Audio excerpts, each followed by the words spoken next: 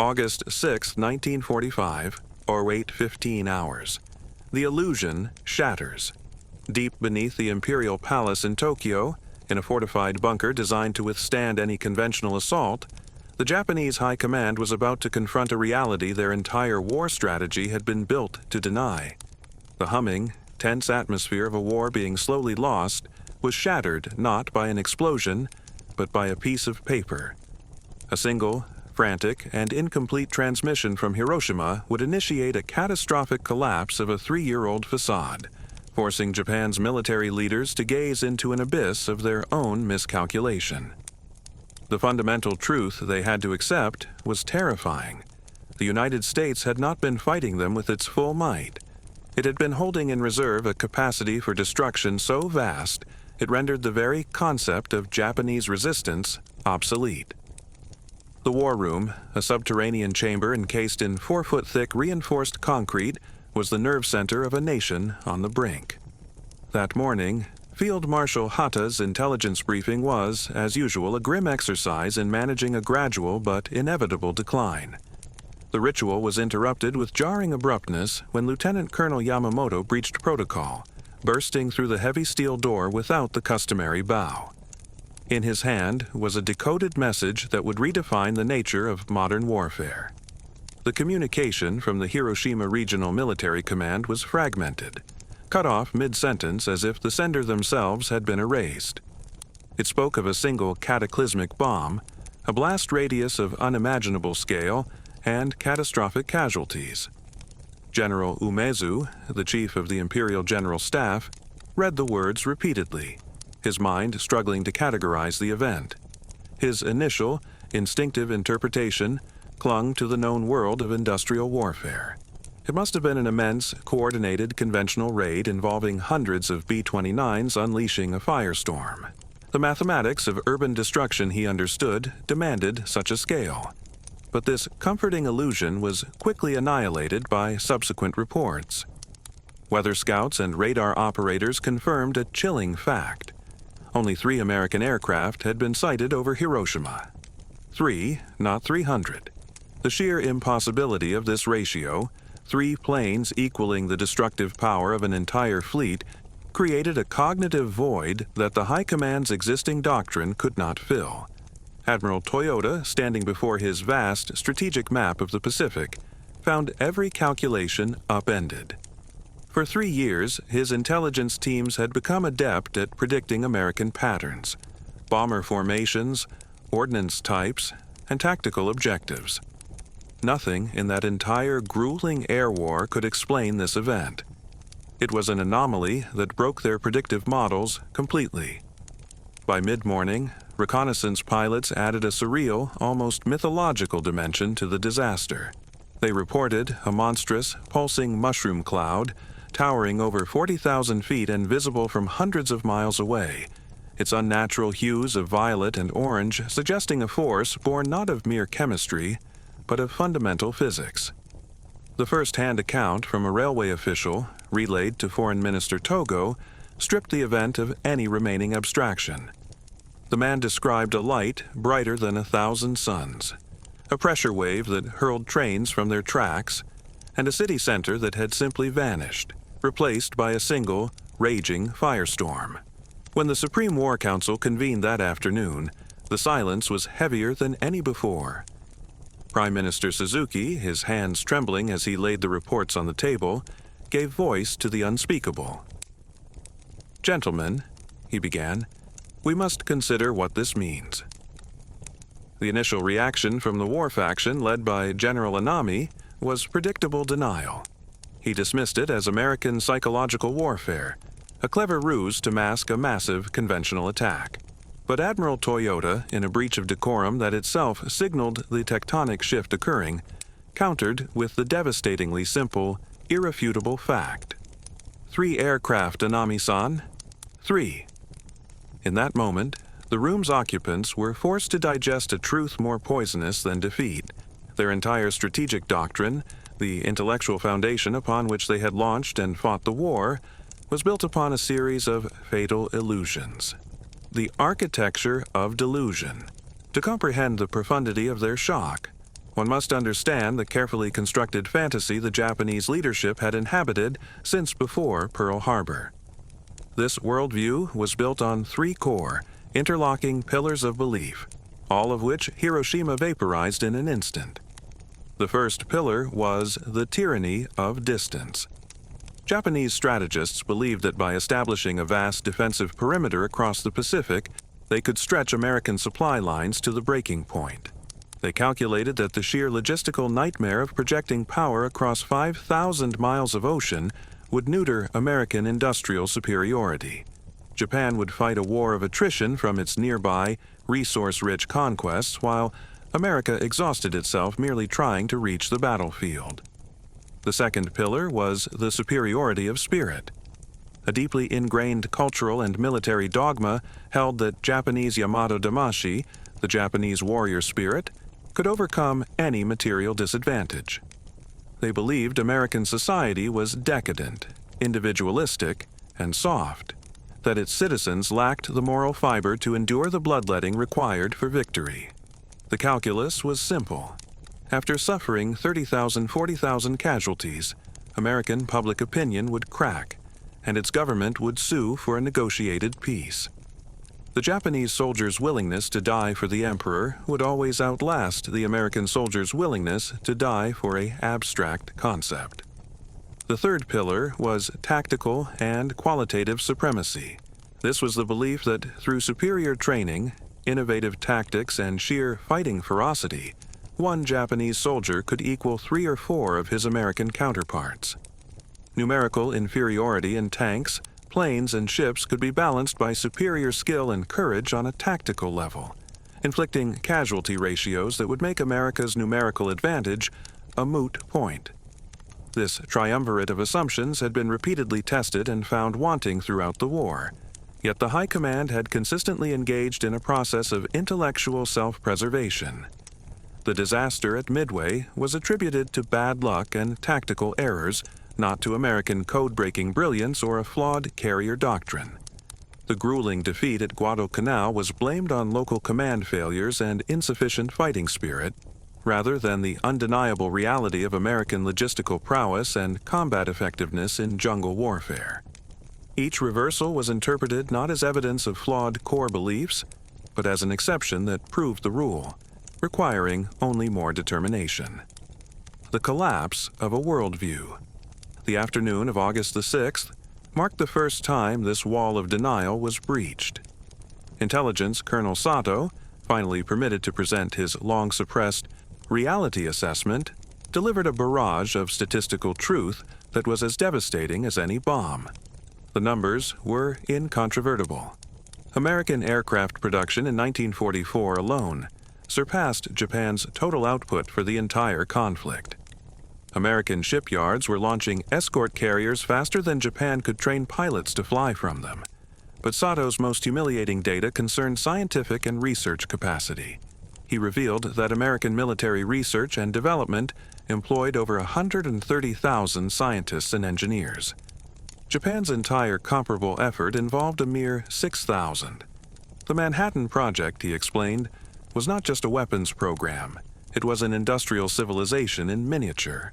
It had consumed more electricity than major Japanese cities, employed 130,000 workers, and cost $2 billion, more than Japan's entire military expenditure in 1944. They constructed secret cities dedicated solely to this single weapon, Sato stated, his voice low. We could not have built such facilities even if we had possessed the blueprints. When Foreign Minister Togo asked the haunting question, "How could we not know?" Sato's reply was a damning indictment of their willful blindness.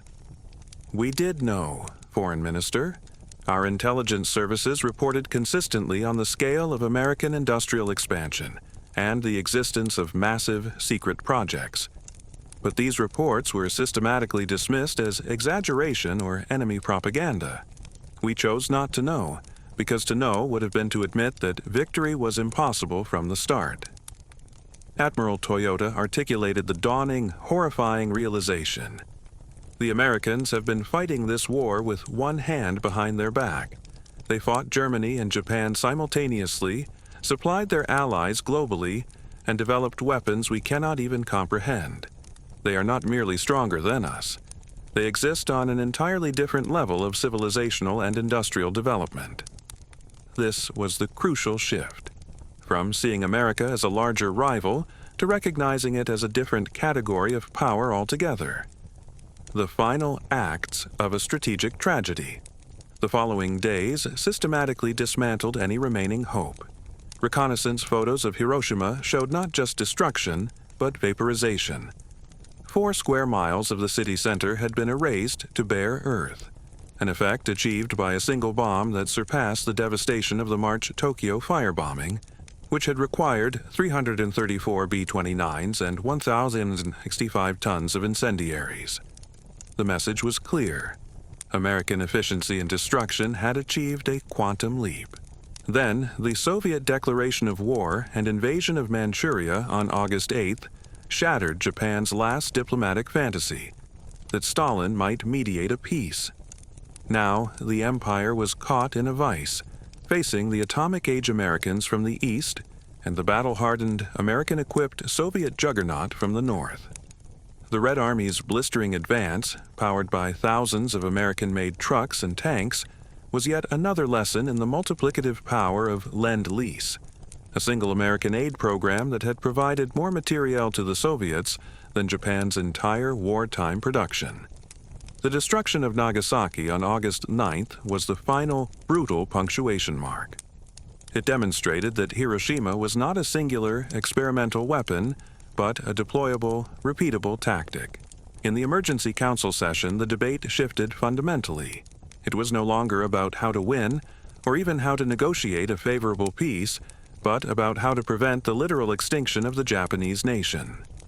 Navy Minister Yonai stated with stark clarity, "We cannot defend against what we cannot see. Our anti-aircraft guns, our fighter planes, our civil defense, all are rendered meaningless. They can destroy us without invasion, without casualties of their own." The Emperor's private conclusion that the unendurable must be endured became the guiding principle for surrender. The subsequent internal struggle was not based on a realistic assessment of the war, but on a last, desperate debate about national honor versus national survival. The aftermath. A reckoning with reality. The formal surrender aboard the USS Missouri on September 2nd was a theater of overwhelming power. The sight of a seemingly endless American armada in Tokyo Bay was a physical, undeniable manifestation of the industrial might Japan had dismissed. For the Japanese signatories, the ceremony was a final, humbling lesson. They were surrendering on a battleship that had been built in an American yard in a fraction of the time it took Japan to plan a major operation.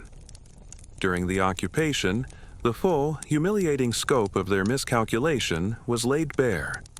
American occupation forces displayed a level of logistical support, medical care, and equipment quality that was simply beyond Japan's wartime capacity. The final intelligence reports, now compiled with brutal honesty, detailed the chasm. 88,410 tanks, 257,000 artillery pieces, 2.4 million trucks. The United States had produced more war materiel while maintaining a civilian standard of living that exceeded Japan's in peacetime. The ultimate revelation was the full story of the Manhattan Project. It was not just a weapon, but a symbol of a scientific and industrial ecosystem that Japan could not replicate in a century. It proved that American power was not just quantitative, but qualitative, rooted in a culture of innovation, education, and systematic organization that Japan's militaristic hierarchy could never match. In the end, the Japanese High Command's realization was summed up by General Umezu in his post-war testimony. "We lost because we never understood our enemy. We attributed to them our own weaknesses, limited resources, a narrow industrial base, inflexible thinking. We believed our own propaganda. The atomic bomb was not the cause of our defeat. It was the final, undeniable proof that we had been defeated from the beginning, having chosen to fight an enemy whose true nature and capacity we, in our arrogance and insularity, had refused to see. We learned, too late, that courage cannot fission the atom, and spirit cannot stop a nation that commands both spirit and the factory to give it form. The occupation, the classroom of defeat. The arrival of American occupation forces under General Douglas MacArthur was not merely a military transition. It became a daily, living lesson in the realities the Japanese High Command had so long denied. For the former military leaders, now stripped of their authority and living in a defeated nation, the occupation served as a protracted, often humiliating seminar on the true nature of the power they had challenged. Japanese officers who had commanded starving, ill-equipped troops in the field watched as American GIs were supplied with not only ample rations, but also luxuries like chocolate, cigarettes, and Coca-Cola. The logistical support for a single American division, with its fleets of jeeps, trucks, and advanced communication equipment, often surpassed what had been available to an entire Japanese Army Corps. A former Imperial Army logistics colonel, visiting a U.S. Army motor pool, noted in his diary with a sense of despair, "They have more functional vehicles in this one compound than we had in all of Manchuria. We were not fighting men. We were fighting the output of Detroit." The medical and engineering capabilities displayed by the occupation forces were particularly jarring. Field hospitals could perform complex surgeries that Japanese military medicine could not attempt. American engineers repaired shattered infrastructure, bridges, railways, power grids, with a speed and efficiency that seemed supernatural to a population accustomed to wartime scarcity and destruction. This was not the brute force the Japanese military had expected. It was a sophisticated, systemic capacity to build and heal, which was in many ways more intimidating than the capacity to destroy. The intellectual capitulation. Scientists and scholars reckon with the gap.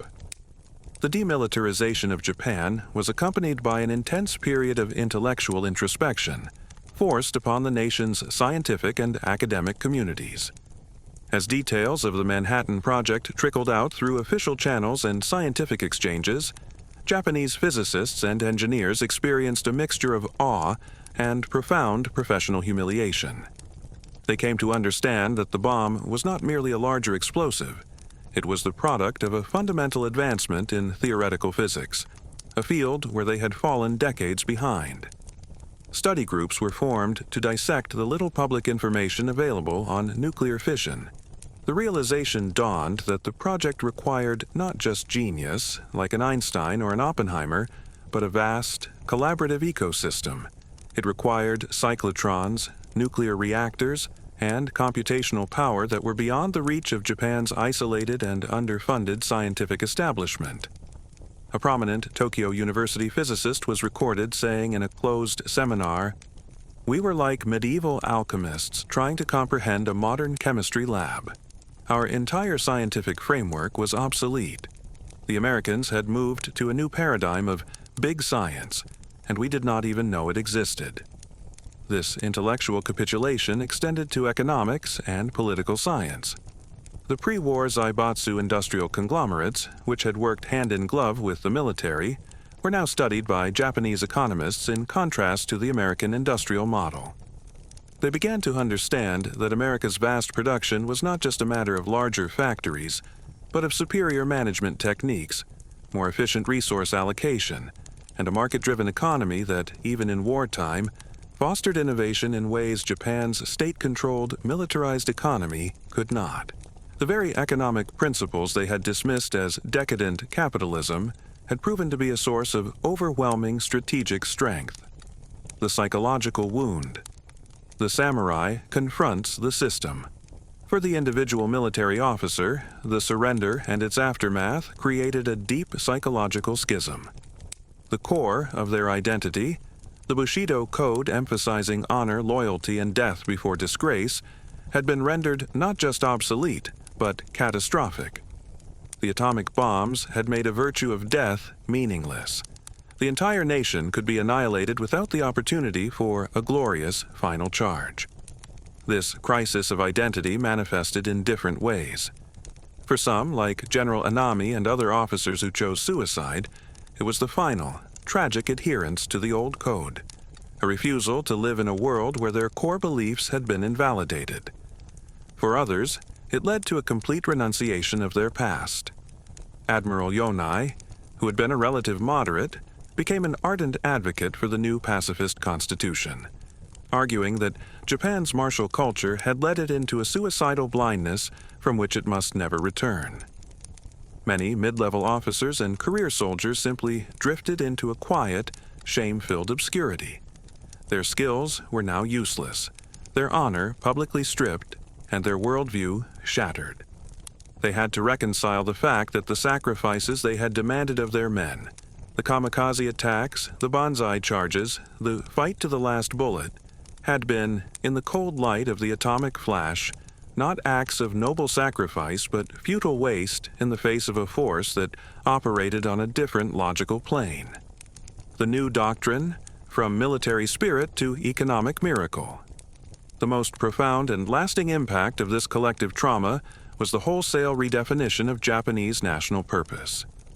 The lessons of August 1945 were codified directly into the nation's new post-war identity. The 1947 Constitution, drafted under MacArthur's supervision but ultimately embraced by a populace weary of war, became the legal embodiment of the High Command's final realization. Article 9, the famous Renunciation of War Clause, was not merely a law imposed by victors. For many Japanese, it was a hard-won wisdom. It was the understanding that, in the modern world, military prowess was a dangerous illusion if it was not underpinned by an unassailable economic and scientific base. This led to what historians would later call the Japanese economic miracle, but its roots were in the ashes of Hiroshima and Nagasaki. The national energy that had once been channeled into the Imperial Army and Navy was now redirected with ferocious focus into industry and commerce. The Ministry of International Trade and Industry, MIT, became the new General Staff, and corporate warriors for companies like Sony and Toyota became the new national heroes. The goal was explicit: to achieve sovereignty and respect not through military power, which had proven to be a fatal trap, but through economic strength and technological superiority. They would beat the West at its own game, not on the battlefield, but in the marketplace. The enduring legacy, a nation, forged in the atomic fire. By the 1950s, the transformation was complete. Japan, the nation that had believed spirit could triumph over steel, was now a society that worshipped precision engineering and quality control. The memory of the atomic bombings became a central pillar of national identity, but not solely as a narrative of victimhood. For the nation's leaders and thinkers, it was also a permanent cautionary tale about the perils of strategic arrogance and technological hubris. The final, bitter lesson for the former members of the High Command, many of whom lived to see Japan's economic resurrection, was that their American adversaries had been right about the fundamental source of power in the 20th century. It was not the spirit of the warrior, but the power of the system, democratic, capitalist, open, and innovative, that had ultimately triumphed. The samurai was replaced by the salaryman, and the katana by the quality control chart.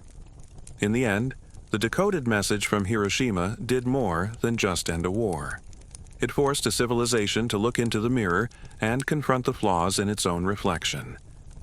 The shattering of the Japanese High Command's illusions was a painful national catharsis that led to the death of an old Japan and the birth of a new one, a nation that learned, at an almost unimaginable cost, that in the modern world, the mind of the scientist and the output of the factory are infinitely more powerful than the heart of the fiercest warrior.